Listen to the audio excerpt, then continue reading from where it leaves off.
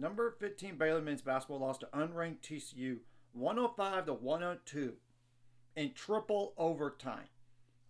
And it was so back and forth. A typical Big 12 game. And obviously at the end of regulation, it was 76 to 76. But in the three combined overtime periods, 29 to 26 in favor of TCU.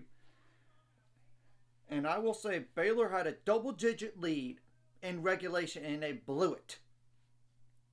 I'm beginning to question the killer instinct for this team.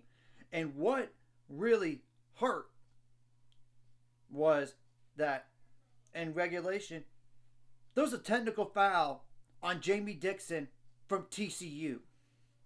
And we missed both free throws. I know all the players for Baylor are really upset about this loss. And I know Jalen Bridges especially feels bad. Because at least make one of those, Baylor wins the game in regulation. We wouldn't have this discussion right now.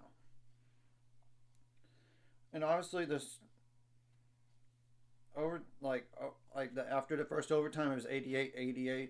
Then after the second overtime it was 94-94. So, but I'm going to go over the last 2 minutes in the game or so. Ray J. Dennis turned the ball over, which he did slip a few times, it appears, and lost control of the ball. And Travion Tennyson got the steal for TCU, and Emmanuel Miller made a layup assisted by Travion Tennyson.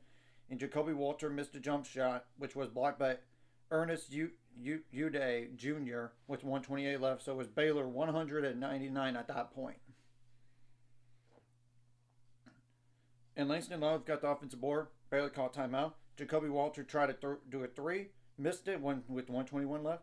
118 left. Micah Peavy got the defensive rebound. And Jameer Nelson Jr. turned the ball over. But around 54 seconds left, Ray J. Dennis missed a three. And a defensive rebound, TCU got it, and Langston Love fouled. And Jameer Nelson Jr. made both free throws. So TCU 101 to 100. And around 39 seconds left, Ray J. Dennis made a turnaround jumper, and TCU called timeout with 34 seconds left.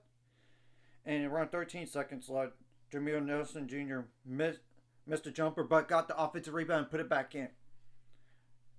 And so TCU was up 103 to 102. If Baylor would have got that rebound right there, then it would have been foul game from there, and maybe Baylor possibly wins in triple overtime. That's another head scratcher. And around 6 seconds left, Ray J. Dennis missed a jumper, which was blocked by Ernest Uday Jr. Jacoby Walter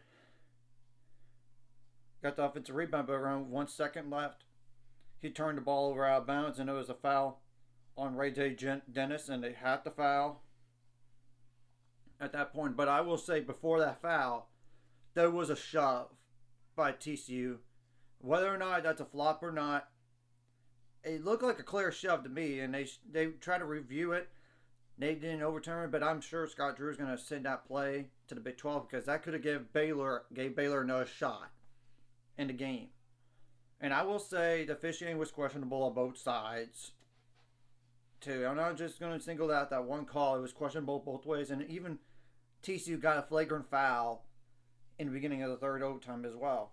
And Jameer Nelson Jr. made both free throws, and Baylor tried to get the ball in. They tried to shoot it late, but they didn't make it. A three.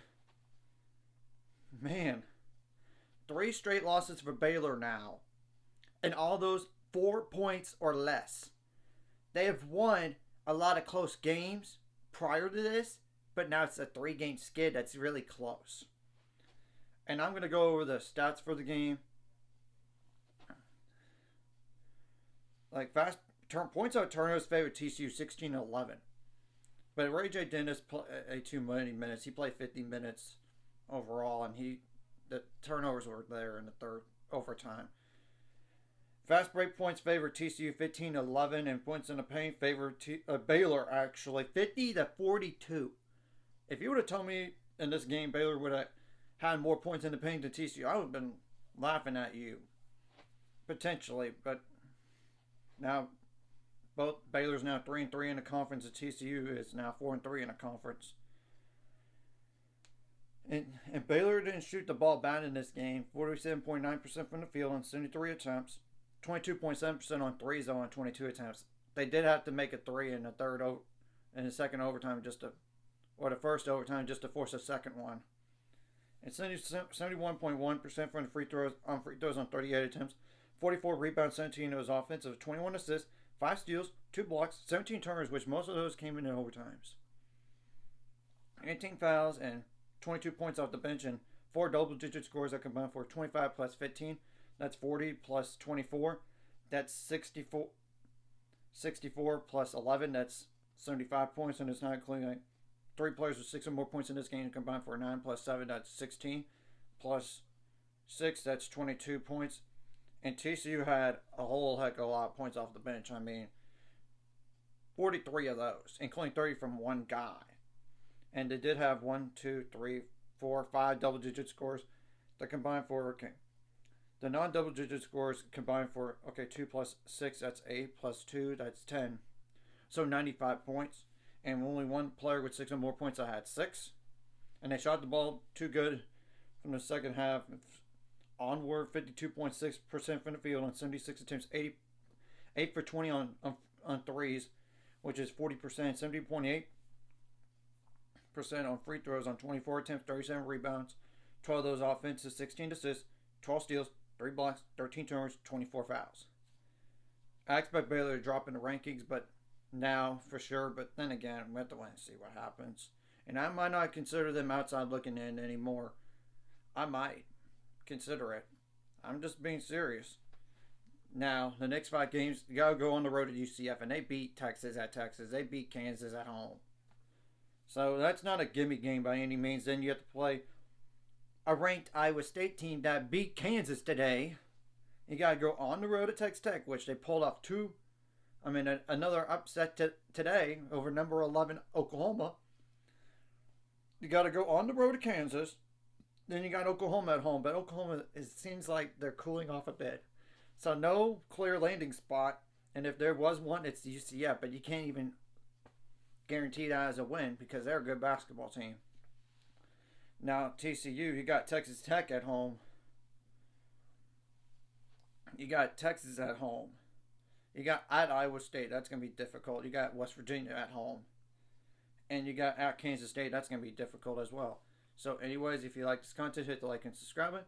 See you guys later. On the road to 600 subscribers. Of course, ultimate goal is 1,000 more. So, we're running up this. Of course, liking the video, commenting the video really helps the YouTube algorithm so more people see it. Sharing the video does help as well so more people can watch. And if you're watching and not subscribed, hit subscribe button. It's free, the notification bell as well.